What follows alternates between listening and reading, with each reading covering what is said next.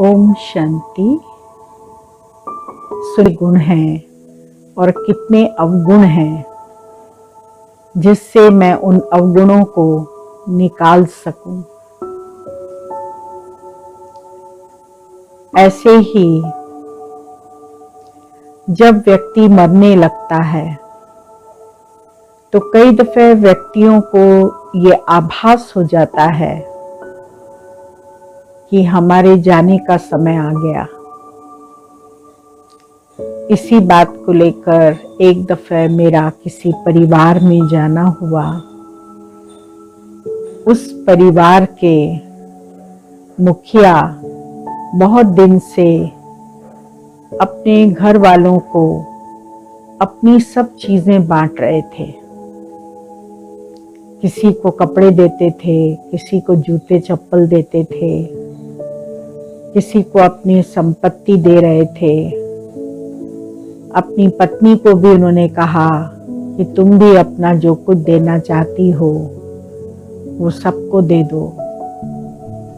अपनी बहन को कहा कि मैं अब ये पत्नी जो है अकेली रहेगी तो तुमको इसके साथ रहना है, सहारा बनना है एक दो का तुम लोगों को। लेकिन किसी को भी ये संकल्प नहीं चल रहा था कि ये ऐसा क्यों कह रहे हैं। कहीं जाने का समय नजदीक तो नहीं आ गया। न उनको ये भासना थी कि मुझे जाना है। कुछ समय के बाद अचानक बीमार हुए। हफ्ते भर तक बीमारी चली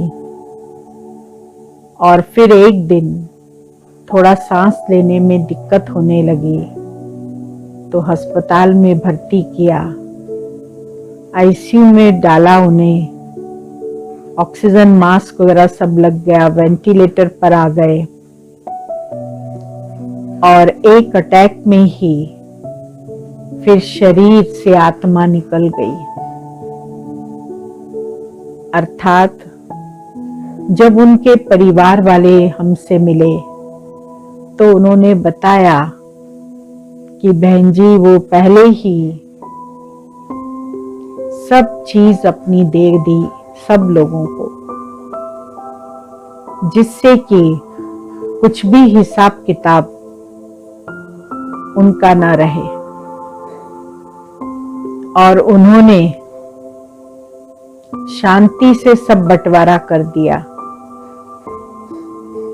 इसीलिए कहा जाता है कि जाने से पहले अपना सब कुछ बंटवारा करके जाओ, सबको देकर जाओ, जिससे अंत में कोई झगड़े ना हो, आपस में खींचतान ना हो और आपके नाम पर लोग रोए नहीं कि जीते जी तो इन्होंने फैसला नहीं किया, मरने के बाद और हमारे ऊपर मुसीबत छोड़ गए हैं।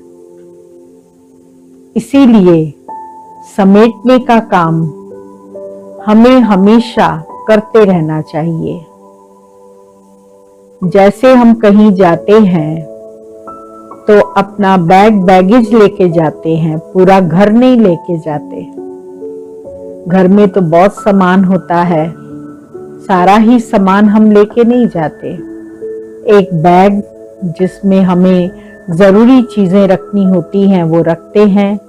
दूसरा अपना बिस्तरा जो हमें आवश्यक होता है रास्ते में वो उसमें रखते हैं। और वो दो चीजें हमारी हमेशा तैयार रहनी चाहिए और उनको लेकर हम जाते हैं। सारा घर नहीं लेके जाते।